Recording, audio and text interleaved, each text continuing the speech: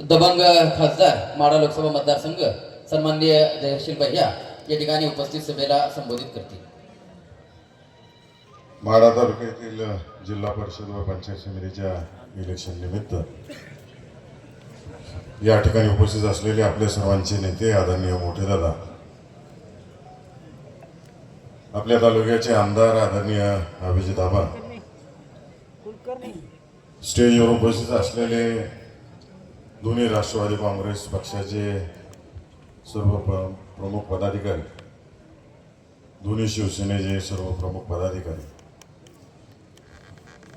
तालुक्यातील सर्व संभाव्य उमेदवार, पंचायत समिती आणि जिल्हा परिषदचे, आणि या ठिकाणी उपस्थित असलेले माढा तालुक्यातील स्वाभिमानी जनता आणि सर्व पक्षाचे कार्यकर्ते. आपण पाहिलं असेल, जिल्हा परिषद इलेक्शनच्या आधी या जिल्ह्यामध्ये लोकसभेचं इलेक्शन झालं, विधानसभेचं इलेक्शन झालं, त्यानंतर नगरपालिकेचं इलेक्शन झालं. आणि या इलेक्शनच्या माध्यमातून सोलापूर जिल्ह्यातील स्वाभिमानी जनतेनं राज्याला दाखवून दिलं आणि निकाल हा आपल्या सगळ्यांसमोर आहे. म्हणजे आपला राज्य एका बाजूला आणि सोलापूर जिल्हा एका बाजूला, अशी परिस्थिती. एवढी स्वाभिमानी जनता आहे. तुमच्या सगळ्यांच्या आशीर्वादाने मी अभिजित आबा लोकसभेत विधानसभेत गेलो. गेले 7 वर्ष झालं राज्यात जिल्हा परिषदचे इलेक्शन नाही, पंचायत समितीचे इलेक्शन नाही. एकीकडे आपण म्हणतो की हे मिनी मंत्रालय आहे जिल्हा परिषद, आणि सर्वसामान्य माणसांचं काम करायचं ठिकाण आहे. मग घरकुल योजना असेल, विहिरींची कामं असतील, शेतीशी निगडीत कामं असतील, लोकोपाट बंधारे खात्याची कामं असतील, जिल्हा परिषदेच्या माध्यमातून रस्त्याची कामं असतील, PMJSYची कामं असतील, वित्त आयोगाची कामं असतील, परंतु गेल्या 7 वर्षामध्ये कसलंच नियोजन झालं नाही. आणि ठराविक लोकांच्या हाती कारभार गेला आणि जनतेची मोठ्या प्रमाणावर हार झाला. सुप्रीम कोर्टाच्या आदेशाने आज इलेक्शन लागले, आणि हे इलेक्शन लागलेले असताना मी सहजासहजी मतदारांशी बोलतो, नागरिकांशी बोलत होतो. काल अभिजित आबा आम्ही मेंढापूरला पंढरपूर तालुक्याचा शुभारंभ केला. मला एक घरकुलाचा लाभार्थी भेटला. म्हणला भैया 3 महिने झालं, पहिला चेक मिळाला, बांधकाम सुरू केलं, बांधकाम फार डोक्याच्या वर नेलं, तर 3 महिने झालं पुढचा हप्ता मिळाला नाही, जी काही टप्पा पुढचा मिळायला पाहिजे होता. दररोज हेल्पडे मारतो, व्याजाने पैसे काढले आणि तिथपर्यंत बांधकाम नेलेलं. मध्यंतरी मी पंतप्रधान सडक योजनेच्या कामानिमित्त अधिकाऱ्यांना बोलवून घेतलं, सगळे डेप्युटी इंजिनियर बोलवून घेतले, एक्झिक्युटिव्ह इंजिनियरला बोलवून घेतलं आणि माहिती घेतली.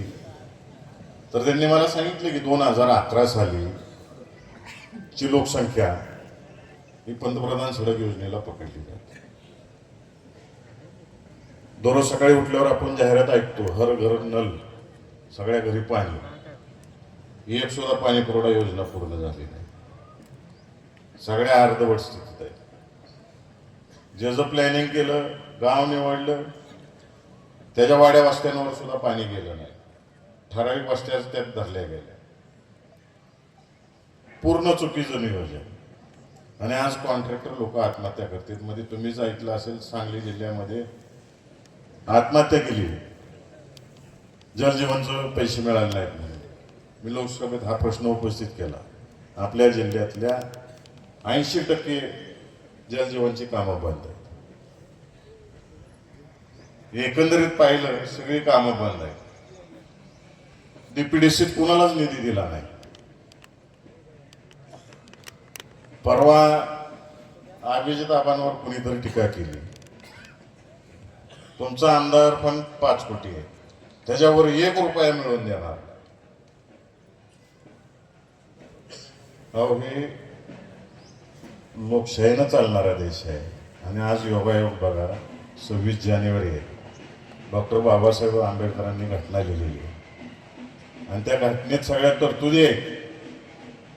सर्वसामान्य जनतेने त्यांचा मतदानाचा हक्क बजावून ज्या माणसांना निवडून दिलेला आहे, मग तो ग्रामपंचायतचा सरपंच असो, सदस्य असो, लोकसभेचा असो, विधानसभेचा असो, झेडपीचा असो किंवा पंचायत समितीचा असो किंवा नगरपालिकेचा, देशाने कायदा बनवलाय, राज्याने कायदा बनवलाय.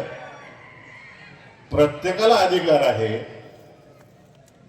की त्याने सुचवलेली कामं झाली पाहिजे.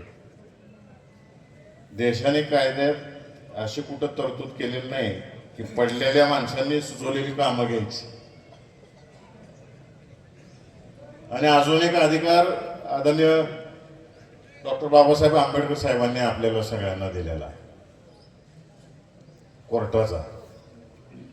ही जर ही भाषा करणार असतील लोक, बघू कोणाला कसा निधी मिळतोय, तर डॉक्टर बाबासाहेब आंबेडकरांनी जे आम्हाला संवैधानिक अधिकार दिलेले आहेत, ते हायकोर्ट असो नाही तर सुप्रीम कोर्ट असो, या सगळ्या गोष्टीचा आम्ही उपयोग करू आणि आम्हाला ज्या जनतेनं निवडून दिले त्या जनतेला त्यांच्या गावाच्या विकासासाठी जे काही करायला लागते त्यासाठी मी असेल, अभिजित आबा असतील आणि तुम्ही निवडून देणारे जिल्हा परिषद आणि पंचायत समिती सदस्य असतील, आम्ही रुपया गावात आणल्याशिवाय आणि विकास केल्याशिवाय शांत बसणार.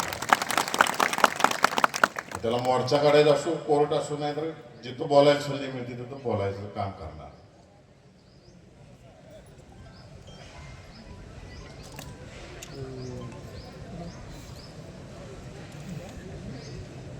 आणि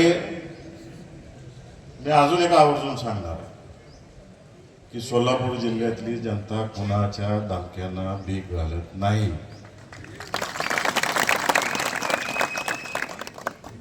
आणि घालून पण घेणार नाही. स्वाभिमानी जनता येते.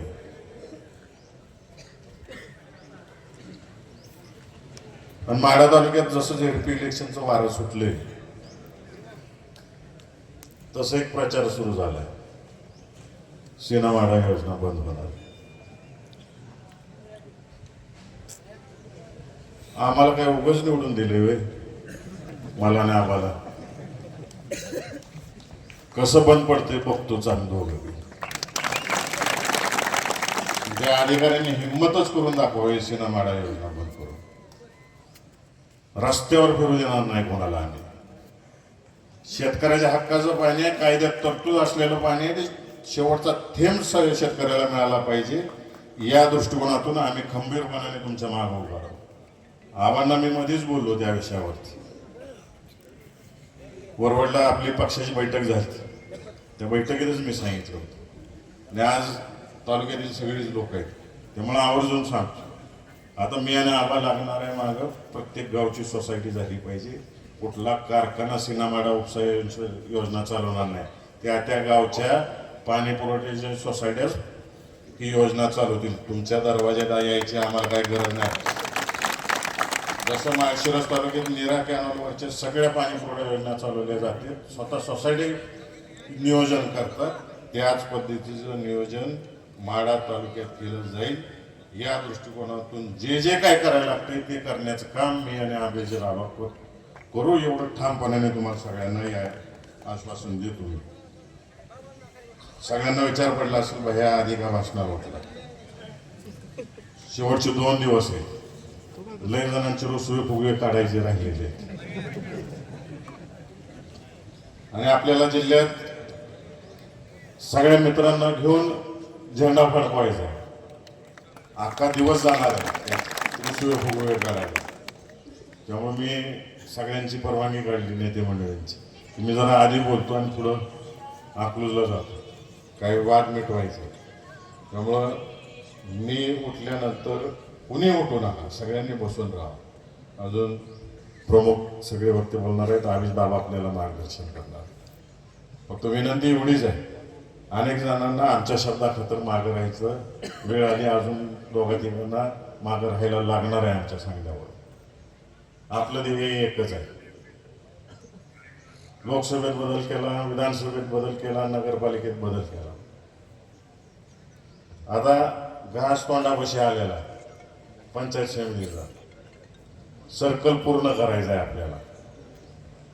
त्यामुळं सगळे हे दावे थोडा रुसवा बाजूला ठेवायचे आणि पुढं कामाला लागायचं.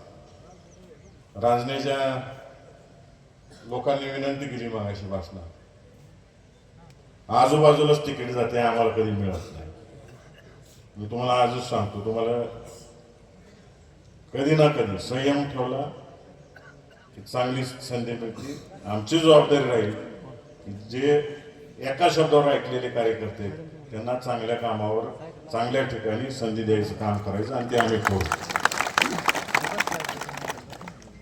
आणि हायवेच्या ब्रिजची चिंता करू नका. तुम्ही सगळ्यांनी माझ्यावर जबाबदारी टाकलेली आहे. ते ॲक्सिडेंट थांबले पाहिजे आणि त्या दृष्टिकोनातून मी गडकरी साहेबांना पत्र दिलेलं आहे आणि ती नॅशनल हायवेची यंत्रणा कामाला लागलेली आहे. ॲक्सिडेंट कसे थांबतील आणि आपले उड्डाणपूल कसे होतील आणि सगळ्यांच्या इच्छेप्रमाणे होतील. एक काय 2 करायची वेळ आली तर 2 करू. कुणाचा इथून पुढे जीव जाणार नाही या दृष्टिकोनातून आपण प्रयत्न करूया. आणि गडकरी साहेबांनी सुद्धा त्याला होकार दिलेला आहे. अधिक वेळ घेत नाही मी. फक्त जाता जाता विनंती सर्वांना या ठिकाणी मी करतो की आपण येणाऱ्या जिल्हा परिषद व पंचायत समिती इलेक्शनला घड्याळ, तुतारी, मशाल आणि धनुष्यबाण या सगळ्या उमेदवारांना प्रचंड बहुमताने निवडून द्या आणि तुमची सगळ्यांची सेवा करण्याची संधी उपलब्ध करून द्यावी.